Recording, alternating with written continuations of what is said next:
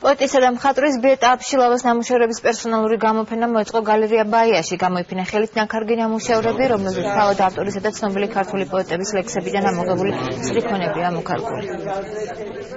Ես ვიყავი ახალგაზრდა, შეყვარებულს ჩემი მისდამი მიძღვნილი ლექსი ამოვკარგე და ვაჩუქეთ, როგორც მოვახერხეთ 67 თუ 5 ნამუშევარი დავდიეთ, დანარჩენი უკან მივაბრუნე.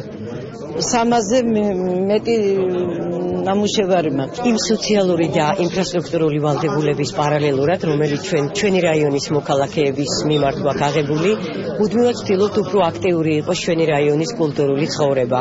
ვცდილობთ დავეხმაროთ ამ სფეროში მოღვაწე ადამიანებს, მით უმეტეს რომ ქალბატონი ბიეტას შემოქმედება განსხვავებული და ორიგინალურია. მისი ნაქარგები წარმოდგენილი სხვადასხვა პოეტების სტრიქონებითა და მათი პორტრეტებით გაფორმებული არის კვლავ მისი ეროვნული სულის გამოვლინება და ძალიან მნიშვნელოვანია ის, რომ ჩვენ შევძლოთ ესეთ ადამიანებს, რომლებიც სრულად უანგაროთ, ყოველგვარი ანაზღაურების გარეშე მუშაობენ და აკეთებენ ესეთ საქვეყნო საქმეს, მათ ამოუდგათ მხარში.